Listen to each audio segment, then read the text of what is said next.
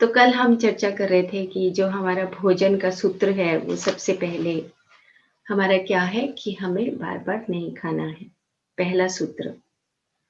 जैसे ही हम बार-बार खाना शुरू करते हैं, वैसे-वैसे हमारा जो रक्त है, खून है, वो अच्छा नहीं बनता। सबसे ज़्यादा बीमारियाँ भी खून में ही होती हैं, क्यों? क्योंकि जैसे ही रस, रक्त, मांस, मेद, अस्थि, मज्जा, शुक्र जैसे 7 कमरे हैं हमारे, मान लो।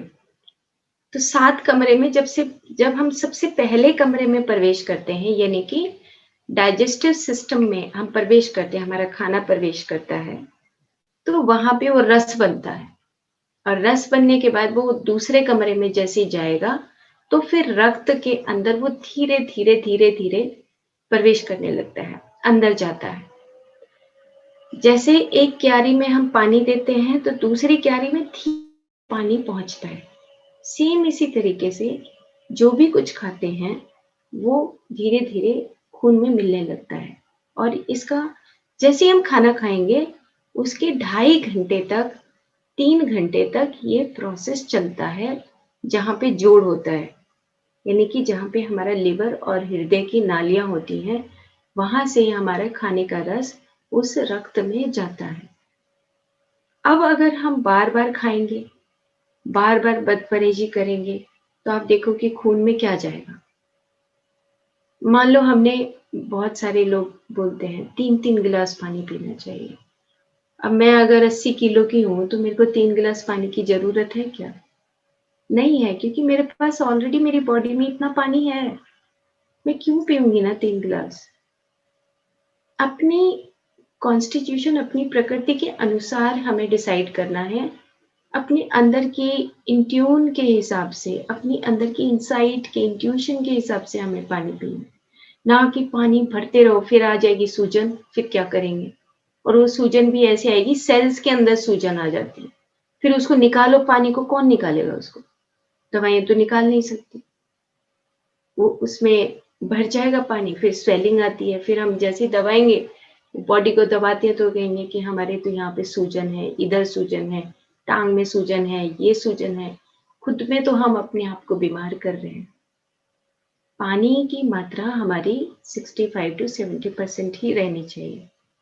बॉडी में ज़्यादा पानी होता है, कुछ लोग थोड़े से फ्लफ़ी होते हैं, मोटे होते हैं, तो उनको पानी की इतनी ज़्यादा ज़रूरत नहीं होती क्योंकि प्रकृति में ऑलरेडी उसके पास पानी बहुत है। अब मान लो हमने पानी पानी पी लिया ज़्यादा, 2-2 3-3 कटोरी तरी वाली सब्ज़ी खा ली, साथ में दुनिया भर का सलाद भी खा लिया। इतना पानी हो गया कि अग्नि खत्म हो गई, बदपरहेज़ी हो जाएगी, अग्नि बनेगी नहीं। अग्नि इतनी कमज़ोर हो जाएगी कि हमारा खाना नहीं पचेगा। खाना नहीं पचेगा तो जैसे-तैसे करके वो खाना फिर हमारा लिवर में जाएगा, फिर वो हार्ट में जाएगा, रक्त में मिलेगा, क्योंकि हार्ट सर्कुलेशन सर्कुलेटरी सिस्टम है जिसमें हमारे खून में वो चीज़ें मिलती हैं, तो मंद अग्नि वाला खाना वहाँ पे मिल जाएगा। और वो जो ब्लड है वो इतना भारी हो जाएगा, हमें सुस्ती आने लगती है, हमें मुँह में पानी आने लगता है और बहुत सारी चीज़ों की प्रॉब्लम शुरू हो जाती है। क्यों? क्योंकि हमारा जो पूरी बॉडी के अंदर जो रक्त है, उसके अंदर बहुत इम्पोर्टेंट चीज़ें हमारी रहती हैं, जैसे कि आरबीसीज़ रहते हैं, जो रक्त के कण हैं, जो शुद्ध रूप से बने हुए होते हैं। लास्ट पार्ट से वहाँ आते हैं खून में। ऐसे ही हमारी डब्ल्यूबीसी होते हैं, जो श्वेत कण हैं, जो हमें हमारी रोग प्रतिरोधक शक्ति है। इतनी सारी चीज़ें इम्पोर्टेंट चीज़ें उसमें तैर रही होती है और उसी में हम कच्चा-पक्का मिलाते रहते हैं। सिर्फ़ अपनी ही नासमझी की वजह से या लगाओ कि हम अपने थोड़ा-सा जीभा के ऊपर कंट्रोल नहीं करते या मान लो कि हमें शायद ज्ञान नहीं होता इस वजह से। तो हमें सबसे पहली जो धातु है, यानी कि रस और रक्त, रक्त को सही बनाएँगे तभी हमारा तीसरा कमरा जो हमारा मांस है वो सब सही बनेगा। और रक्त में ही रुकावट आ जाएगी तो मांस नहीं बनेगा। देखा है किसी-किसी का मांस बहुत कमज़ोर होता है और मैदा मतलब कि फैट बहुत मोटा होता है। मांसपेशियाँ मजबूत होती हैं। मांसपेशियाँ मजबूत नहीं होती और फैट ज़्यादा मजबूत होता है। मान लो रक्त में ही रुकावट आ गई तो नेक्स्ट कैसे बनेगा? नहीं बन सकता वो, क्योंकि हमारा रास्ते में बैरियर्स हैं, बैरियर आ गया। अब बैरियर आएगा तो मांस धातु नहीं बनेगी। अब रक्त के अंदर मान लो रक्त में और जो रस है हमारा, रस में होता है पानी का जब क्वांटिटी जैसे ज़्यादा बलगम आ जाता है, खाँसी आती है या ज़्यादा हम थूकने लगते हैं या ज़्यादा फ्लफीनेस आती है, वो सिर्फ़ और सिर्फ़ हमारी एक्सेस ऑफ वाटर या एक्सेस ऑफ हम जो लिक्विड लेते हैं उसकी वजह से आती है। 2-2 गिलास जूस पी जाएँगे। गर्मियाँ आएँगी तो हम तरबूज का जूस पीने लगते हैं। तरबूज पीने के लिए, खाने के लिए? खाने के लिए है। क्यों पिएँगे ना हम? घिया खाने के लिए होती है, जूस पीने के लिए होती है। खाने के लिए होती है। तो फिर हम क्यों उल्टी-सीधी चीज़ें करते हैं? हमें जो चीज़ खाने की है, जो सब्जियाँ हैं काट के खाने की, बॉयल करके खाने की, वो सब्जियाँ बॉयल करके ही खानी चाहिए, ताकि हमारे खून में जो चीज़ जाएगी वो पक्व अवस्था में जाएगी। जैसे कि अब सूरज गेहूँ को पकाता है, लेकिन गेहूँ जब पक के बाहर आता है, तो हम गेहूँ तो नहीं खाते हैं। गेहूँ से क्या बनाते हैं? आटा बनाते हैं। अब आटा भी नहीं खाते हम, क्या करते हैं? आटे को हम गूँथते हैं, फिर हम तवे पे उसकी रोटी बनाते हैं, फिर रोटी को उसको पकाते हैं, तो एक पक्व अवस्था वो हो गई। उसके बाद हम खाते हैं, फिर खाने के बाद क्या होगा? हमारे डाइजेस्टिव सिस्टम में वो पाक होगा। वो पाक होगा, उसके बाद फिर हम जब वो जाएगा तो लिवर में फिर से पाक होगा। लिवर के बाद जब रक्त धातु में यानी कि हृदय में जाएगा, फिर से पाक होगा। ये पता नहीं कितनी बार यानी कि जठराग्नि, फिर धातु अग्नि, फिर पंच महाभूत अग्नि, ऐसे करके अलग-अलग अग्नियों में जाके हमारे खाने का पाक होता है। और हम इतना सहज लेते हैं कि ठीक है, कुछ नहीं फ़र्क पड़ता। पड़ता है, 100% फ़र्क पड़ता है। इसीलिए आयुर्वेद ने तो शुरू से ही बता दिया कि आप अपनी बॉडी केमिस्ट्री को जितना छेड़ोगे, उतना ही हम ज़्यादा बीमार होते हैं। तो हमारा जो खाने का सिस्टम है, वो रस से रक्त में जाने के लिए उस पहले कमरे को अच्छी तरीके से प्रिपेयर करो।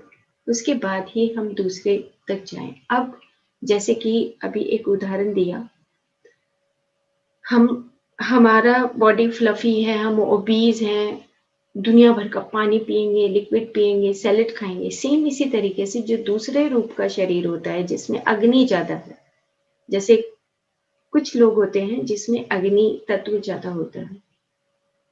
अब वो अग्नि तत्व ज़्यादा है, वो सोचेगा कि मैं पानी कम पीऊँ या मैं मिर्च मिर्च मसाले ज़्यादा खाऊँ। तो मिर्च मसाले ज़्यादा खाएगा तो क्या होगा? अग्नि में अग्नि डालोगे तो क्या होगा? बढ़ जाएगी। अब अग्नि में अग्नि डालेंगे तो त्वचा पे लाल चकत्ते हो जाएँगे, बाल उड़ने लगेंगे, बाल सफ़ेद हो जाएँगे, आँखें कमज़ोर हो जाएँगी छोटी-सी उम्र में ही। क्यों? क्योंकि अग्नि में अग्नि डाल रहे हैं। और साथ में एक और ख़ास बात है, जो बच्चों को नहीं समझ आती है, कि उनका वीर्य कमज़ोर हो जाता है। क्यों? क्योंकि जैसे ही हम अग्नि वाला जो बच्चा होगा, जिसमें अग्नि प्रधान है, जो जिसका कॉन्स्टिट्यूशन पहले ही अग्नि ज़्यादा है, उसमें क्या होगा? उसमें अगर हम और ज़्यादा आग डाल देंगे तो वीर्य कमज़ोर हो जाएगा, स्पर्म नहीं बनेंगे, ओवम नहीं बनेंगे, आँखें कमज़ोर हो जाएँगी, त्वचा की बीमारियाँ शुरू हो जाएँगी, बाल उड़ जाएँगे, बाल सफ़ेद हो जाएँगे, फंगल इन्फेक्शन जल्दी होगा।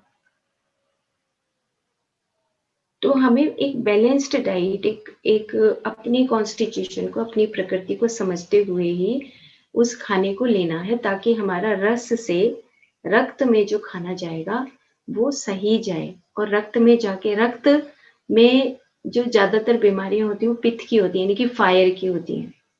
ज़्यादा अग्नि वाली चीज़ें लेंगे तो हमारे आरबीसीज़ की जो उम्र है, वो कम हो जाएगी। 120 दिन जीना है, बेचारे 70 दिन जिएँगे। क्यों? क्योंकि अग्नि ज़्यादा है। तो हमें अपने भोजन को बहुत ही अ, जागरूक होकर और अपनी प्रकृति को समझते हुए ही खाना चाहिए। और तीसरी प्रकृति है वायु की प्रकृति। पहली कफ की हो गई जिसमें पानी और पृथ्वी गुण ज़्यादा होता है। दूसरी प्रकृति है हमारी पित्त की, यानी कि फायर एलिमेंट ज़्यादा होता है। और तीसरी प्रकृति है वायु की। वायु में क्या होगा कि हमारे भीतर जो अ, अग्नि तत्व भी कम होता है और जल तत्व भी, पृथ्वी गुण भी कम होता है। जो चंचल होते हैं, जो चट-चट बोलते ही रहते हैं, जो हाथ-पैर हिलाते ही रहते हैं, जिनकी सिटिंग नहीं होती, उनके अंदर वायु गुण ज़्यादा होता है। तो वायु गुण ज़्यादा है, इतना बर्फ का पानी पीने लग जाए, बिना घी वाली चीज़ें खाने लग जाए, सूखी चीज़ें खाने लग जाए, ड्राइनेस आ जाएगी पूरी बॉडी में। तो कुछ कुछ की जो प्रकृति होती है उसमें ड्राइनेस बहुत आती है। तो ड्राइनेस आने की वजह से उसको उसको क्या करना चाहिए? उसको घी की मात्रा थोड़ी लेनी चाहिए। यानी कि चुपड़ी हुई रोटी ले ले, थोड़ा तरी वाली सब्ज़ी ले ले, उसमें थोड़ा-सा घी डाल ले, जिसके वायु वायु की प्रकृति होती है। और उसका खाना भी जल्दी पच जाता है, जैसे फायर वाले का भी जल्दी खाना पचता है। इसकी पहचान क्या है? जो एक बार स्टूल जाता है, वो समझ लो कि कफ और वायु का है। जो 2 बार स्टूल जाता है, सुबह और शाम मल जाएगा जो, उसको पित्त पित्त प्रधान है वो। उसका क्योंकि अग्नि ज़्यादा है, जल्दी पकेगा, तो वो जल्दी जाएगा, सिंपल सी बात है। और जो वायु है उसको कॉन्स्टिपेशन की शिकायत रहेगी। वो हो सकता है कि उसको प्रॉब्लम होती हो, क्योंकि और वायु का मतलब क्या है? जो थॉट प्रोसेस में फ़ास्ट थॉट प्रोसेस करेगा, चंचलता रहेगी उसकी, तो वो कॉन्स्टिपेशन की शिकायत, उसको कब्ज़ की शिकायत रहने लगेगी। तो इसके लिए हमें क्या करना है कि सुबह उसका पानी, कोसा पानी पीना और उसको कोसा ही खाना खाना। लेकिन बहुत सारे लोग ऐसे होते हैं, जो फ्रिज का निकला हुआ तुरंत खा लेते हैं। बहुत सारे ऐसे होते हैं कि ठंडा खाना ही खा लेते हैं। तो वायु वाले को तो एटलीस्ट नहीं खाना, दूसरे लोग खा सकते हैं। और वायु वालों के लिए और भी कई चीज़ें हैं कि जो मसाज है, जैसे हमने बताई थी, मसाज वायु वाले को तो हर रोज़ करनी चाहिए, हर रोज़, ताकि उनका जो वायु है, वात है, वो बैलेंस रहे। ओके। हरियाणा।